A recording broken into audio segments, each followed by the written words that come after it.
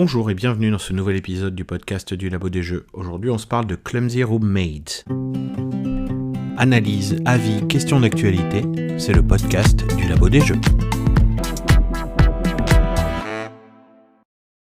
Clumsy Roommate, c'est un jeu de Shibu, le monsieur qui nous a fait Bitcoin tout simplement. Il a aussi fait Lazy Bell Boys et d'autres jeux, mais moi c'est surtout pour Bitcoin que je le connais et que je l'apprécie énormément. Toujours est-il que cette fois-ci on est sur un jeu qui va de 2 à 4 joueurs, personnellement 3 ou 4 joueurs. Il y a 2 jeux dans cette boîte qui est toute petite. Vous avez un jeu 3 joueurs où chacun joue pour soi, et vous avez un jeu 4 joueurs où on joue en équipe. Alors il y a un vrai défi, est-ce qu'on peut avoir un bon jeu où chacun joue pour soi puis après un jeu en équipe ? C'est pas toujours le cas, et ben on va voir si cette fois-ci ça fonctionne. Le jeu se compose de 3 couleurs qui vont de 0 à 9, et ici pas besoin de distribuer de cartes dans la main des joueurs, on commence par mélanger le paquet et on le laisse au milieu de la table. Chaque joueur va ensuite à son tour piocher une carte, et là 3 choix s'offrent à lui. Le premier c'est de garder cette carte en main, vous allez le faire 5 fois.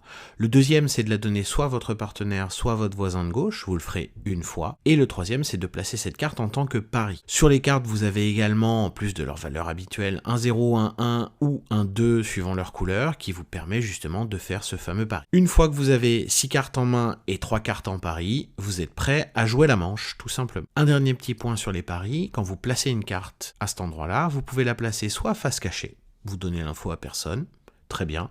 Bien sûr, si vous jouez en équipe, votre partenaire peut consulter à tout moment les cartes que vous avez mis face cachée en tant que pari. Soit vous pouvez la placer face visible. Dans ces cas-là, tout le monde sait que sur cette carte-là, vous prévoyez de faire tant de plis, et ça vous donnera des points de victoire supplémentaires si vous y parvenez, mais attention, si vous vous loupez, vous donnerez des points à vos adversaires. C'est donc un pari dans le pari, et ça rend le jeu d'autant plus intéressant. Pour la phase de pli, quant à elle, elle est plutôt courte, puisqu'elle ne fera que 6 plis. C'est du must-follow tout à fait classique. À la première manche, on a la couleur violette qui est en atout, à la deuxième manche, la couleur orange, à la troisième manche, non, pas d'atout à la troisième manche, c'est assez particulier, je sais pas pourquoi ils ont choisi ça, mais c'est comme ça que ça fonctionne. Bah écoutez, on l'a joué comme ça, et ça avait l'air de marcher. Toujours est-il que cette phase de pari est hyper courte, seulement 6 plis, c'est plutôt tendu autour de la table sur ce moment-là. La première phase prend plus de temps parce que c'est là que vous faites tous vos choix en fait. Est-ce que je commence par construire ma main de 6 cartes, mais après j'aurai plus vraiment de choix pour mettre mes paris, il y aura une carte que je pourrais refiler ailleurs, mais je suis un peu limité sur mes choix pour mes paris, ou est-ce que j'essaie de construire les deux,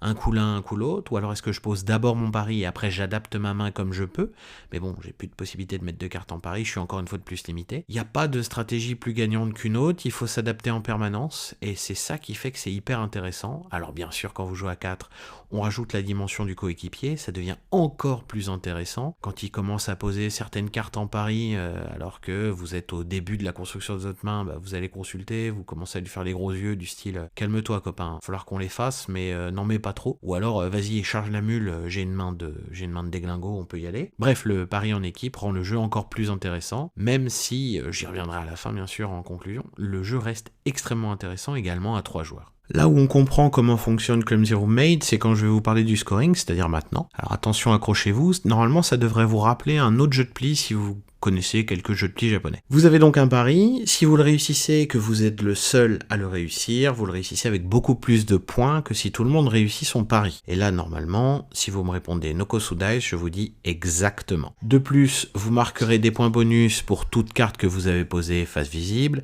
et vous marquerez également un petit point de victoire, histoire de le dire, pour chaque pli que vous avez fait. Alors, il y a une petite subtilité dans Clumsy Roommate, c'est que si vous faites un pli avec un 6, il compte pour vous donner un point de victoire, vous avez fait un pli avec, mais il ne compte pas dans votre pari. Ce qui est assez étrange et ce qui permet de bluffer d'une certaine manière. Alors j'ai pas encore assez de parties au compteur pour vraiment le maîtriser, ce point-là, mais je pense qu'il y a quelque chose qui se cache derrière d'un point de vue mécanique. Toujours est-il que, comme un Nokosu Dice, on veut d'abord planter les autres et après on pense à réussir ce qu'on avait prévu. S'ils ont mis des cartes face visible, c'est encore plus simple de savoir vers où ils se dirigent sur leur pari et c'est encore plus facile de les faire tomber. Ça donnera des points de victoire supplémentaires, donc faire tomber les autres est votre première priorité. Réussir ce que vous avez prévu arrive dans un second temps en général. Le tout en seulement 6 plis, de ce côté-là, ça me rappelle, alors pas vraiment Bitcoin qui a un peu plus de plis, mais plutôt quelque chose comme Yokai Septet qui est assez nerveux et qui va jouer sur très peu de plis également parce que ça peut aller hyper vite. Si on rajoute le côté équipe, on a vraiment cet esprit yokai. Donc on est entre Nokosu Dice et Yokai Septet, autrement dit on est entre 2 mastodontes du jeu de plis japonais. on est plutôt bien placé.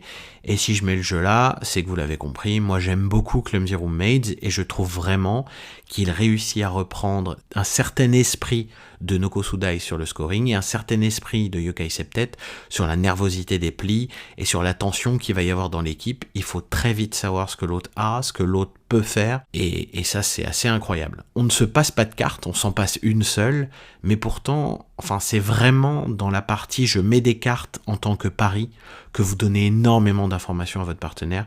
C'est là qu'il se passe énormément de choses, c'est super bien fait, et je trouve que ça marche vraiment très fort. À l'arrivée, on a un jeu nerveux, un jeu avec une première phase très technique, donc pas pour tout le monde, pour des joueurs de jeu de pli, on va dire un peu aguerris. On a le jeu à 3, on a le jeu en équipe, les deux fonctionnent extrêmement bien. Bien entendu, la partie équipe fait que le jeu en équipe est meilleur que le jeu à 3, si je devais les classer, mais j'aime énormément les deux. J'ai beaucoup apprécié jouer l'un comme l'autre. Non, vraiment, c'est une belle réussite ce Clumsy Roommate, ça prend pas beaucoup de place en plus dans la poche, donc encore une fois, c'est pas facile à trouver, mais bon, maintenant vous le savez, à chaque fois que je chronique un jeu de pli japonais, il est quasi introuvable. Toujours est-il que si un éditeur s'y intéresse, ça peut être une bonne pioche pour des jeux un peu techniques, mais bon, on a vu King's Trick Taker qui est arrivé il y a pas longtemps.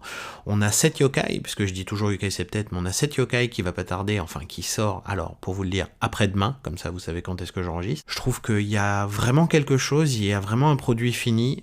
S'il fallait en sortir un de Monsieur Shibu, je sortirais d'abord Bitcoin, qui est vraiment exceptionnel, qui est un jeu incroyable. Mais celui-là, si vous voulez du un poil plus technique, vous pouvez foncer dessus aussi, vous serez pas déçus. Que ce soit à 3 ou à 4, il y a un excellent jeu derrière. Bref, moi je suis très largement convaincu, il est pas prêt de bouger de la maison celui-là. Je vous invite à l'essayer comme d'habitude, si vous me croisez, demandez-moi, j'en ai toujours qui traînent sur moi des jeux de pli, avec un peu de bol, celui-là sera dans ma poche. En tout cas, c'est tout pour moi, je vous souhaite une très bonne journée et à bientôt pour un nouvel épisode du podcast du Labo des Jeux. Vous pouvez également nous soutenir grâce à notre Ko-fi, dont on vous met le lien en description. Merci.